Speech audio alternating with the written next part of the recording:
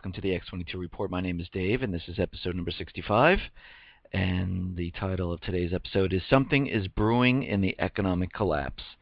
And a lot of strange things are happening, and let's just go over the economic collapse news.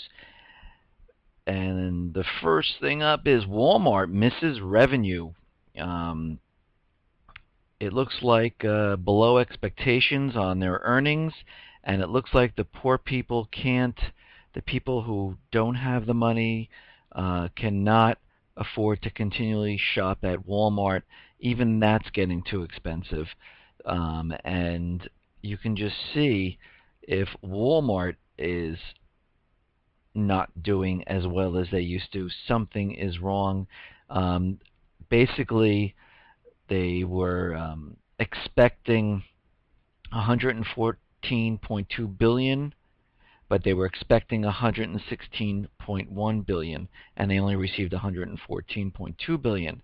And they warned us that it doesn't look good. They first blamed it on the tax refunds being late. They blame it on weather. They blame it on everything except for the economy. Isn't that amazing? Now, an interesting story where the Pope blasts global financial system as cult of money. And basically, Pope Francis has denounced the global financial system, blasting the cult of money that he says is, tyrannizing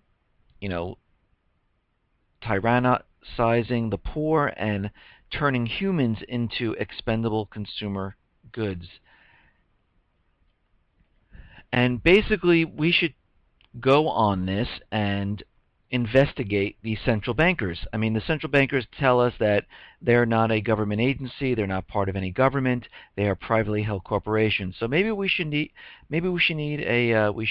a warrant and go in and seize their records and see what type of business they're doing.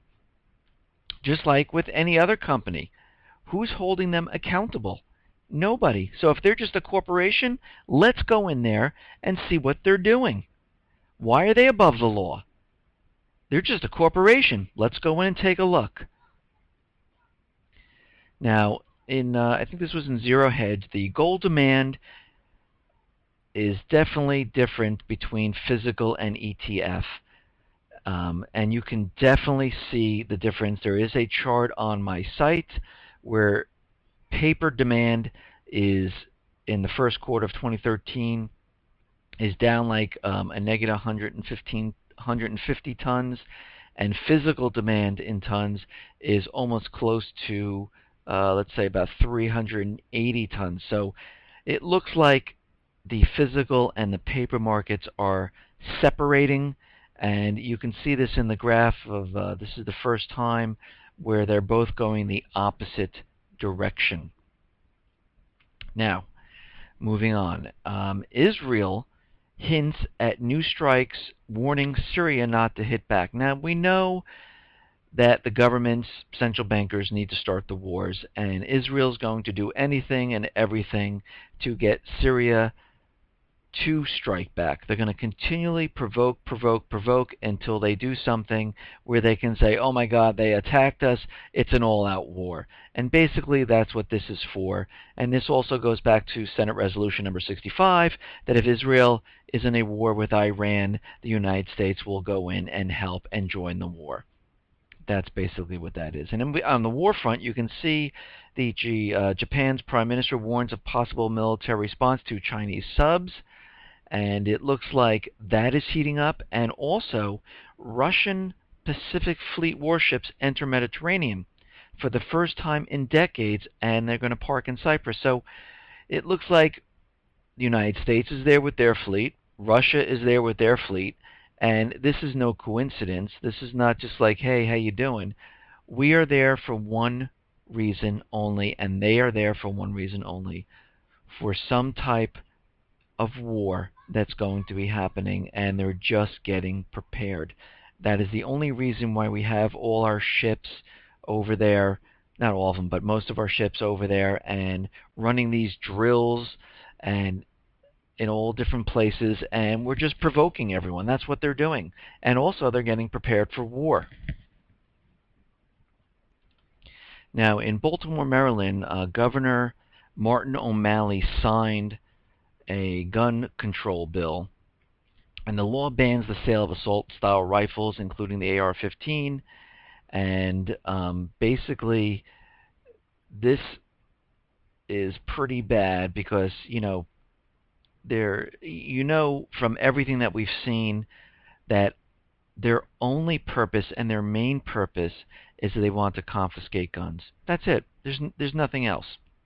And here's some evidence of basically how they've gone about it and what they're trying to do. Dianne Feinstein, dry up the supply. Feinstein is the queen bee of the modern gun control movement. In the past, she's flat out admitted that she wanted Mr. and Mrs. America to turn them all in. And she tried with her gun bill trying to push this through, and basically they just want to confiscate everything. The New York SAFE Act, Governor Andrew Cuomo's severely flawed New York Secure Ammunition and Firearms Enforcement Act, explicitly bans the possession of magazines that hold more than 10 rounds of ammunition. California's Confiscation Task Force, as highlighted in a previous Guns.com article earlier this month, Governor Jerry Brown signed a bill into law that will allow the state government to send out special agents to confiscate firearms from individuals who are prohibited from owning them. New Jersey lawmakers confiscate. I mentioned this before in a previous episode where New Jersey lawmakers Loretta Weinberg, Sandra Cunningham, and Linda Greenstein were caught on the microphone saying, just get the guns, let's confiscate them. Missouri, Minnesota bill, the most convincing evidence that pro-gun control lawmakers really want to confiscate our firearms. Back in February, several states, including Missouri and Minnesota, introduced bills that containing the following language. Any person prior to the effective date of this law was legally in possession of an assault weapon or large capacity magazine shall have 90 days from such effective date to do any of the following without being subject to prosecution, the proposed bill states. So basically, they are looking to confiscate the guns. And there are some some facts that this is all they want to do. Nothing else, has nothing to do with the kids, has nothing to do with anything, except that all they know is they've been basically mandated to get the guns. Now, another interesting article, and this is the U.S. military power grab goes into effect. Pentagon unilaterally grants itself authority over civil disturbances. And basically, what this goes on to say is basically making some few subtle changes to a regulation in the U.S. Code titled Defense Support of Civilian Law Enforcement Agencies. The military has quietly granted itself the ability to police the streets without obtaining prior local or state consent, and it's allowed to go in. Let me see. It also says the most objectionable aspect of the regulatory change is the inclusion of vague language that permits the military intervention in the event of a civil disturbances according to the rule. So basically, they can just go in, and they're saying that they can take over whenever they feel it's necessary. Of course, it's extraordinary emergency circumstances. That's when they can do it. But, what is the definition of that? Who declares that? And basically, this is a very, very telling type of law that gives them permission to do something. And it really shows that martial law, police state is definitely coming, because not just with this, but with DHS working with law enforcement, the president had the executive order that he can call a national emergency without the consent of Congress up to 12 months or something like that, and you could just see where this is completely headed. Now, there was an interesting article that says the Witness Protection Program lost 2 former known or suspected terrorists. Now, the U.S. Marshal Service has been unable to locate 2 former participants in the Federal Witness Security Program. and they're identified as known or suspected terrorists. Now, this just tells me something. This was on CNN. It was on the headlines of CNN, and it's telling me that they are planning something somewhere, somehow, and they're letting us know that there are terrorists running around. And there are many things that are in full swing. We have the Obamagate and everything that's going on around there. And we have war that needs to be started. We have the Boston bombing, where now they're saying in the Boston bombing that while he was in the boat, he sketched, a note in the boat, and I'm just sitting there going, yeah, that's what he was doing. He was sketching a note in the boat, explaining himself. They are just continuously letting us know that more things are about to happen. Something is brewing, something is up, especially with all this stuff coming out with IRS, Benghazi, spying on people in Congress with wiretaps, spying on the phone records of news agencies. They need a distraction. Something is coming. They can't continually, keep up the pretense of we didn't know about this, we didn't know anything about what was going on, because I hate to say it, he's the President of the United States. He knows what's going on. Everyone knows what's going on. They're pretending they don't so they don't get caught up in it. And they're trying to figure out a way to distract everyone with some other type of an event.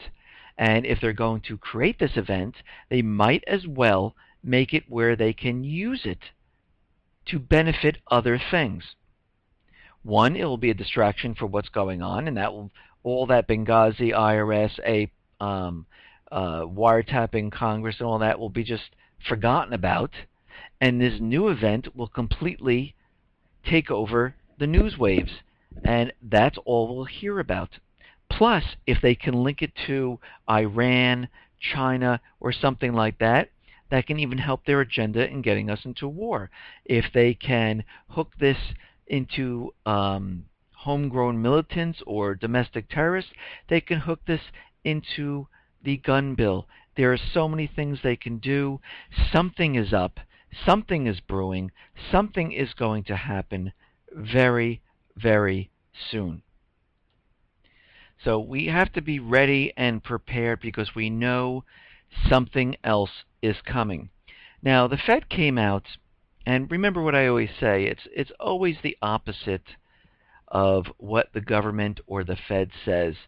And basically the Fed keeps on hinting that they're going to stop QE. And there is no way that they are going to be able to stop QE. Well, there is one way. When the economic collapse happens, I don't believe we'll need QE anymore. And they continually are hinting that the Fed may reduce QE in the summer.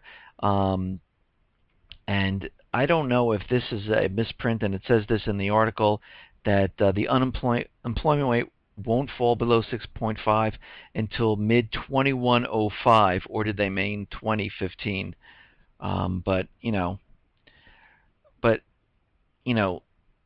they go on to say that basically that QE wouldn't mean tightening in policy. I mean, slowing of QE wouldn't mean tightening in policy. So basically, they're just letting this out, letting the investors know, and they're trying to make it seem like everything is getting better, and they're going to be pulling this back. And we have to remember to go back in time when they asked Ben Bernanke, is there a housing bubble? No, there is no housing bubble. Do you see anything in the subprime? No, subprime is contained. Everything that they say is always the opposite. So they're going to continue QE or probably even ramp it up. That's what I'm figuring, and that's what I'm getting out of this, because there is no way that they will be able to stop QE at all. Now, I don't know if you got a chance to look at the John Stossel's Illegal Everything, and he did a report, and I thought it was very interesting that all the new laws and all the new regulations that have come out where you can't even set up a kid can't even set up a lemonade stand to sell lemonade. They need to get, permits. They need to get EIN numbers. There's so many hoops and things where, back in the day, when I was a kid, you could just go on the corner of the street, set it up, and you make your whatever it was you're going to make.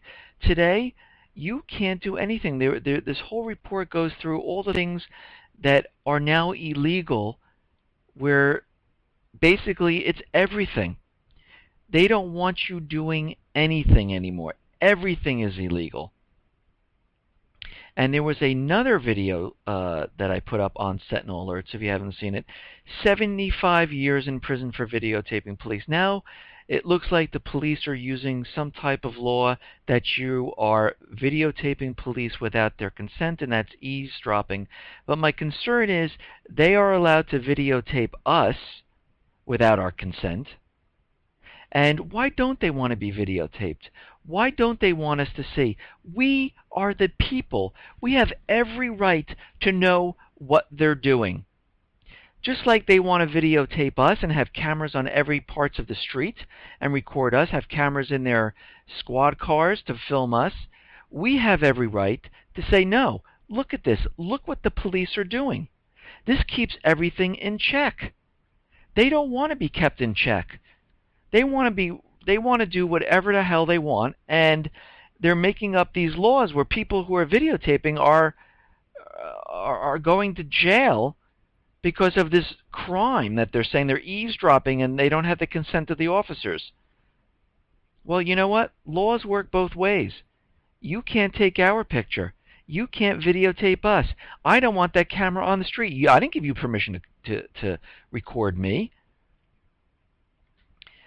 Yesterday, someone wrote that the Detroit mayor calls it quits, and there was an article, I think it was in Yahoo News, that the Detroit mayor did call it quits, and because Detroit is really, really bad, and they have no money whatsoever, and that is because the economy is getting better, and that's why he's quitting, and that's why Detroit has no money, because the economy is just booming right now, and the car manufacturing is just booming right now. Okay. So basically, this is what we're looking at. There is definitely something going on. They are planning something to happen. We have events that are coming up in July. We have these 2 terrorists that they lost out of the witness protection plan. We have all of these scandals with the Obama administration.